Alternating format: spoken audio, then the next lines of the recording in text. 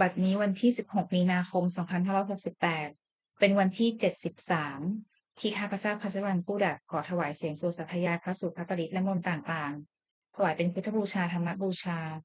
สังฆบูชาและอาจาริยบูชาแด่ครูบาอาจารย์ทั้งหลาย ขอจิตของข้าพเจ้าจงตั้งมั่นมีสติระลึกได้ มีสมาธิจดจ่อในพระเพียรชนะในบทสวดอย่างต่อเนื่องด้วยเทอญ บทที่หนึ่งบทสวดชุมนุมเทวดาสมันตาจักรวาเลสุอัตราคัจฉันตุเทวตาสัทธัมมังมุนิราชัสสะสุนันตุสักขโมคทังสักเคกาเมจารูเปคิริสิกขรตเตจันตริเขวิมาเนทีเปรเถจักคาเมตลุวนะคหเนเคหวัตถุมหิเคเตภูมมาจยันตุเทวาชละพละวิสเนยคคันทัพพนาคาปิงขันตาสันติเกยังมุนิวระวัจนังสาทโวเมสุนันตุธรรมสวนกาโลอายังพัทันตาธรรมสวนกาโลอายังพัทันตาธรรมสวนกาโลอายังพัทันตาบทที่สองบทบูชาพระตนตรัยอีวินาสกาเลนะพุทธังอภิปูชยามะอีมินาสกาเลนะธรรมังอภิปูชยามะอิมินาสการเรนะสังฆังอภิปูชยามะบทที่สามบทกราบพระรัตนตรัยอรหังสัมมาสัมพุทโธภควาพุทธังภควันตังอภิวาเทมิสวากขาโตภควตาธัมโมธัมมังนัมสสามิสุปฏิปันโนภควโตสาวกสังโฆสังฆังนามามิบทที่สี่บทสวดนมัสการสิทธิคาถานะโมตัสสะภะคะวะโตอะระหะโตสัมมาสัมพุทธัสสะนะโมตัสสะภะคะวะโตอะระหะโตสัมมาสัมพุทธัสสะนะโมตัสสะภะคะวะโตอะระหะโตสัมมาสัมพุทธัสสะพุทธังสรณังคัจฉามิธัมมังสรณังคัจฉามิสังฆังสรณังคัจฉามิ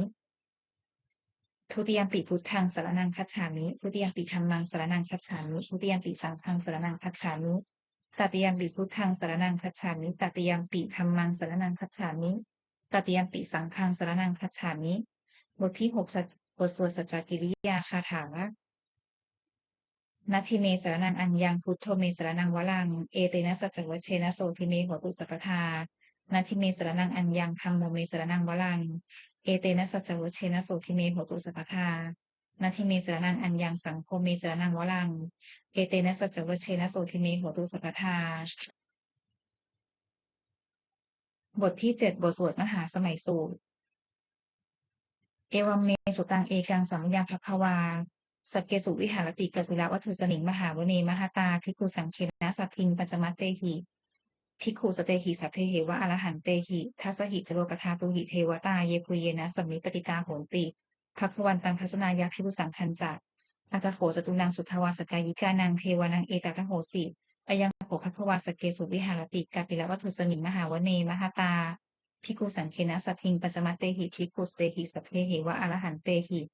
ทัสสหิจโรกธาตุหิเทวตาเยปุเยนะสัมมิปติตาโหนติภควันตังทัศนายาภิกขุสังคันจักยันนุนะมยัมปิเยนะภัควาเตนุปสังกเมยามะอุปสังกมิตวาภัควโตสันติเกปัจเจกคาถาภาเสยามาติอัตโขตาเทวตาเสยถาปิมานะภาลวาปุริโสสัมมินชิตังวาปะพาหังปสาเรยะปสาริตังวาพาหังสัมมินเชยะเอวเมวะสุทวาเสสุเทเวสุอันตรหิตาภัควโตปุรโตปาตุกหังสุอัตโขตาเทวตาภัควันตังอักพิวาเทตวาเอกมันตังอักขังสุเอกมันตังทิตาโหเอกาเทวตาภัควโตสันติเกอิมังคาถังอภาสิมหาสมโยปวานสมิงเทวกายาสมคตาอาคาตัมหะอิมังธรรมสมยังคคิตาเยวะอาปราชิตสังคันติอัตโขอาปราเทวตาภัควโตสันติเกอิมังคาถังอภาสิตตระพิกขโวสมาทหังสุสิตังอัตโนอุจุตมะตังสุสารทีวะเนตานิเทเหตวาอินทริยานิรักขันติปันติตาติอัตโขอัปราเทวตาภควโตสันติเกอิมังคาถังอภาสิเฉตวาขีรังเฉตวาปริคังอินทขีรังโอหัจมเนชาเตจรันติสุทาวิมลาจักกุมตาสุทันตาสุสูนาคาติอัตโขอัปราเทวตาภควโตสันติเกอิมังคาถังอภาสิเยเกจิพุทธังสรนังคตาเสนเตคมิสันติอปายภูมิงปหายามนุสังเทหังเทวกายังปริปุเรสันติติอัตโขภควาภิกขุอมันเตสิเยปุเยนะภิกขเวทัสสุโลกธาตุสุเทวตาสันนิปติตาสันนิปติเทวตาสันนิปตาโหติตถาคตังพัสนายะภิกขุสังคัญจาเยปิเตภิกขเวอเหสุงอติตมัทธานังอรหันโตสังสัมพุทธาเตสัมปิภควันตานังเอตปรมาเยวะเทวตาสันนิปติตาอเหสุงเสยยถาปิเมหังเอตาอหิเยปิเตภิกขเวปวิสันติ อนาคตมัฏฐานังอรหันโตสัมมาสัมพุทธาเตสัมปิภควันตานังเอตปะระนาเยวะเทวตาสัมมิปติตาภวิสันติเสยถาปิมยหังเอตปะหิอาจิกิสังพิกขเวเทวกายานังนามานิกิตยิสามิพิกขเวเทวกายานังนามานิเทศิสามิพิกขเวเทวกายานังนามานิตังสุนาถาสาธุตังมนัสสิกโรธาภาสิสามิติเอวัมพันเตติโขเตภิกขุภควโตปัจจโสสูงภควาเอกะโหจาสีโลกามนุษย์กัสสามิยถาภูมิมาตทัสสิตาเยสิตาคิริคัตทลังปหิตตาสมาหิตาปุถุสีหาวสัตลีนาโลมหังสาพิสัมปุโนโอทาตมนัสสาสุทธาวิปัสสันนมาวิลาพินโยปัญจสตยตวาวเนกัปิละวัทเวตโตอามันตยิสัทธาสัสเกสัสเนระเตเทวกายะอภิกันตาเตวิชานาถาภิกขโวเตจาอาตาปมักกรุงสุตวาพุทธศาสนังเตสัมปาตุระหุยานังอมุสานัทัสนังอัปเตเกสตมัทัพพงสหัสสังอัฏฐสัตตริงสตังเอเกสหัสสานังอมนุสานามัทัสสุงอัปเตเกนันตมัทัพพงทิสาสัพพาพุดาอาหงตันจัสสพังอภิญญายะววคิตวานาจักขุมาตโตอามันตยิสัทธาสัสเกสัสเนระเตเทวกายะอภิกันตาเตวิชานาถาภิกขโวเยโวหังกิตยิสามุชิราหิอนุตุพโสตัสสะสหัสสาวยคขาภูมากาปิละวัทวาอิทธิมันโตสุติมันโตวนะวันโตรสสีโนโมทัมมานาอภิชามุงพิขูนังสมิติวนังชสหัสสาเหมวัตายขานานาตวานิโนอิทธิมันโตสุติมันโตวนะวันโตยสัสสิโนโมทัมมานาอภิกามุงพิขูนังสมิติวนังพิขุสาตาชิราปิสหัสสายขานานาตวานิโนอิทธิมันโตสุติมันโตวนะวันโตยสัสสิโนโมทัมมานาอภิกามุงพิขูนังสมิติวนังอิจเจเตโสรสสหัสสายขานานาตวานิโนอิทธิมันโตสุติมันโตนะวันโตยัสสสิโนโมทัมมานาอภิกามุงพิขูนังสัมมิติงวนังเวสามิตาปัญจสัตตายขานานาตวานิโนอิทธิมันโตสุติมันโตนะวันโตยัสสสิโนโมทัมมานาอภิกามุงพิขูนังสัมมิติงวนังคุมพิโรราชาพหิโกเวปุรสะนิเวสนังพิโยนังสตสหัสสังยักขานังปยุปาสตุคุมพิโรราชาพหิโกโสตคาสัมมิติงวนังปุริมันจัตทิสังราชาทตาโทปัสสาสติคันทัพพนังอธิปติมหาราชายสัสสิโสปุตตาปิตสัพพะโวอินทมานามหัพพลาอิทธิมันโตสุติมันโตวนะวันโตยัสสสิโนโมทัมมานาอภิกาโมภิกขุนางสัมมิติงวนังทักขินันจัตทิสังราชาวิรุณโหตปัสสาสติปุมพันธานังอธิปติมหาราชายสัสสิโสปุตตาปิตสัพพะโวอินทมานามหัพพลาอิทธิมันโตสุติมันโตวนะวันโตยัสสสิโนโมทัมมานาอภิกาโมภิกขุนางสัมมิติงวนังปัจฉิมันจัตทิสังราชาวิรูปักโขปสาสตินาคานังอธิปติมหาราชายสัสสิโสปุตตาปิตสัพพะโวอินทมานามหัพพลาอิทธิมันโตสุติมันโตวนะวันโตยัสสสิโนโมทัมมานาอภิกาโมภิกขุนางสัมมิติงวนังปุตตรัญจัตทิสังราชากุเวโรตัปสสาสติยะขานังอธิปติมหาราชายสัสสิโสปุตตาปิตสัพพะโวอินทมานามหัพพลาอิทธิมันโตสุติมันโตวนะวันโตยัสสสิโนโมทัมมานาอภิกาโมภิกขุนางสัมมิติงวนังปุริมาทิสังทัตตรัตโถทัคคีนะวิรุณหาโกปัจฉิเมนะวิรูปักโขภูเบโลอุตรังทิสังจัตตาโรเตมหาราชาสมันตาจตุโรทิสาทัทธาลมานาอัฏฐังสุวเนกัปิละวัทเวเตสังมายาวิมุตหาสาอภูวันจนิกาสถามายาปุเตนทุเวเตนทุวิภูจักวิภูโตสหจันทโนกามเศรษโทจากกินุมันทุนิมันทุจักปนาโทโอมัญโยจักเทวสุโตสมาตาริจิตเสโนจักชันทัพโพนโรราชาชโนสโคอาคูปัญจสิโกจิวะปินทรูสุริยวัชสาเอเตจันเยจราชาโนคันทัพนาสหราชุทิโมทัมมานาอภิกามุงภิกขุนางสัมมิติงวนังอาถาคุนักภาษานาคาเวสาราสาปัจฉดากัมพาลสัตราอาคูปยาคาสายาติภิยามุนาทัตถาจะอาคูนาคายสัสสิโนเอราวันโนมหานาโคสุปคาสัมมิติงวนังเยนาคาราเชสหัสสาหารันติทิพาพิชาปขิวิสุทธจักขูเวหายสาเตวนามัชฌปัตตังจิตราสุปันนาอิติเตสะนามังอาพยันตทานาคราชานมาสิสุปนโตขิมมะกังสีพุทโธสันหาหิวจาหิอุปวหยันตานาคาสุปนาสารณมะกังสุพุทธังชิตาวชิรหัตเถนะสมุทังอสุราสิตา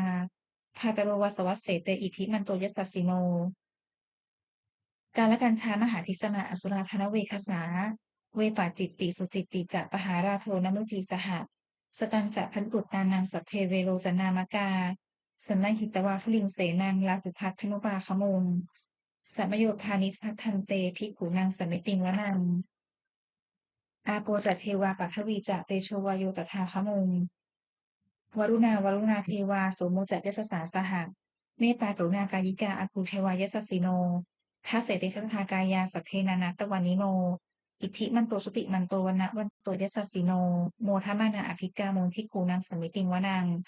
เวนทูจะเทวาสหลีจะอัสมาจะทุเวยมา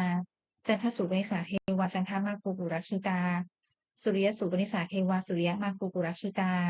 นักขัดปานิปุรักขิตวาอาภูมันทะวราหากาวสุนางวาสโวเศโธสโคปะคัปปุริทัทโธทัสเสเดชะภากายาสัพเพนานัตตวานิโนอิทธิมันโตชุติมันโตวนะวันโตยัสสสีโนโมทมานาอภิกามงพิกูนางสัมมิติงวนังอัฏฐภูสาภูเทวาชลามคิสิขาริวะอริทกาจโรชาจะอุมมาปุพานิพาสิโนวรุณาจะธรรมาจะอสุตาจะอเนชกาสุรยะวิจิราอาคูวาสาวเนสิโนทัสเสเดชะภากายาสัพเพนานัตตวานิโนอิทธิมันโตชุติมันโตวนะวันโตยัสสสิโนโมทมานาอภิกามงภิกขุนางสมิติงวนังสมานามหาสมานามนุสามนุสสุตตมาคิทธาปทุสิกาอาคูมโนปทุสิกาอาถาคูหารโยเทวาเยจาอุหิตวาสิโนปาราคามหาปาราคาอาคูเทวายัสสสิโนทัสเสติทัสสภากายาสัพเพนานัตตวานิโนอิทธิมันโตชุติมันโตวนะวันโตยัสสสิโนโมทมานาอภิกามงภิกขุนางสมิติงวนังสุตตาการุณหาอารุณาอาคูเวคะนัสสาสหะโอชาตักชัยหาตาเมฆาอาคูเทวาวิจักขนาสทามตาหารัคชามิสกาจักยัสสสิโนขณะยังอาคาปชุมโนโยทิสะริวัสสติทัสเสเตชะสภากายาสพเพนานัตตวานิโนอิทธิมันโตชุติมันโตวนะวันโตยัสสสิโนโมทมานาอภิกามงภิกขุนางสันมิติงวนังเขมิยาตุสิตายามากัทกาจักยัสสสิโนสัมพิตกาลามเศรษฐาโชติดามาจากอาสวานิมมานรติโนอาคูอาถาคูปรนิมมิตาทัสเสติทัตถากายาสัพเพนานัตตวานิโนอิทธิมันโตชุติมันโตวนะวันโตยัสสสิโนโมทัมมานาอภิกามงภิกขุนางสันนิติงวนังทัสเสเตเทวนิกายาสัพเพนานัตตวานิโนนามันวะเยนะอาคันฉุงเยจันเยสริสาสหะปวุฒาชาติมัคขีบังโอคาตินะนามาสวังทักเขโมคาตารังนาคังจันทังวะอสิตาติตังสุภมาปรมัตโตจักปุตตาอิทธิมโตสหะสันนังกุมารโรติโสจักโสปาคาสัมมิติงวนังสหัสพรหมโลกานังมหาธรรมาคิตินทติอุปปันโนชุติมันโตพิสมากายโยยัสสสิโสทัสเสถาอิสระอาคูปัจเจกะวสวัตติโนเตสัจจะมัชโตอาคาหาริโตปริวาริโตเตจัสสัพเพอภิกันเตสินเทเทเวสพรหมเกนรเสนาอภิกามิปัสสกันหัสสะมันทิยังเอถาคันหาทาคันทภะราเคนะพันธมัทุโวสมันตาปริวาเรถามาโวมุจิถาโวสินังอิติตถะมหาเสโนกันหาเสนังอเปสยิปานินาตระมาหัจจะสรังตัตตวานเทระวังยถาปวุสโตเมโคธนะยันโตสวิชชุโคตัทธาโสปตุภาวติสังปุถุอสยังวเสตันจัสสะพังอภิญญายะววคิตวานะจักขุมาตโตอามันตยิสัทธาสาสเกสัสเนวเตเทวกายาอภิกันตาเตวิชานาถาภิกขโว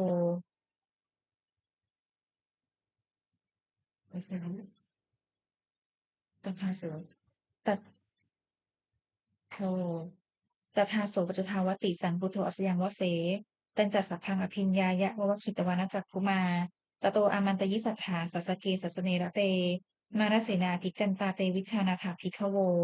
เตจะอัตตปมะกรุงสุตวาพุทธศาสนังวิตราเคหิปักกามุงเนสังโลมังปิอัญชยุงสัพเพวชิตสังคามาพยาตีตายสัสสิโนโมทันติสาภูเตหิสาวกาเตชะเนสุตาติ